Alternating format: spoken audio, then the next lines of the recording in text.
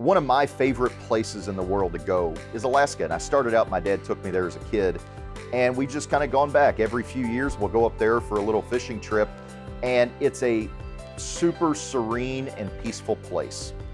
And one of the trips up there, we were out fishing, and just to give you an idea, we're remote Alaska. We fly into Juneau, we take a 4-hour boat ride to a little island community out in the middle of nowhere. From there, we get on a plane, a little float plane or another boat to go an hour out into the wilderness, up into the streams. Oftentimes we'll run into a waterfall and have to get out of the boat there and hike up around the waterfall and either carry a canoe into some of these freshwater ponds that are in the mountains up above Alaska, up above, way above Juneau. And then we'll even go through those lakes up into the tributary streams, because that's where there's some really amazing fishing when the salmon are running up in the streams in the fall. And one of the trips up there, all the guides up there carry firearms. Some of them carry rifles and shotguns on their shoulders. Some of them just carry pistols. But everybody up there carries some kind of firearm for personal protection.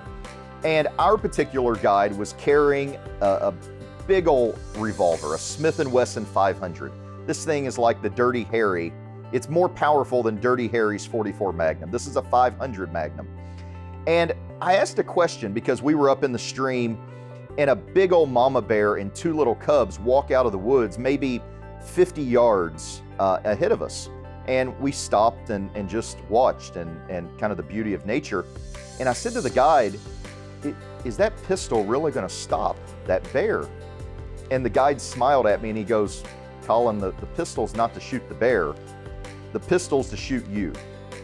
And it took me a second to figure out what he was saying, but that was a really important lesson that you can apply into your practice. The guide doesn't need to outrun Mama Brown Bear. The guide just needs to outrun me. And if he shoots me in the leg, he's pretty guaranteed that he's gonna survive.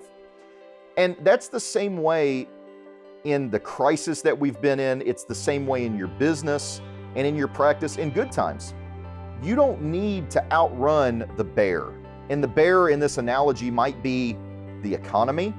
It might be the stock market. It might be the COVID crisis and the shutdown orders. All those predicaments, the bear is kind of like the predicament. You don't need to outrun that stuff. You just need to outrun the guy down the road. Dentistry is an essential service that's not going away. People are gonna need continuing dental care, and that's a service that's not changing.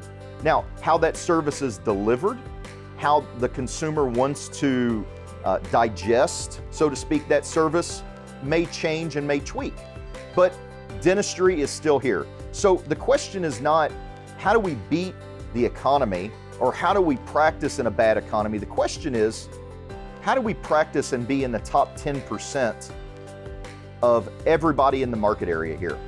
How do we need to excel and level up ourselves and our team and our practice so that we're outrunning everybody in our market area? Because the demand is still gonna be there for dentistry. You've just gotta be the lead dog in the pack. Like the old expression goes, if you're not the lead dog, the scenery never changes.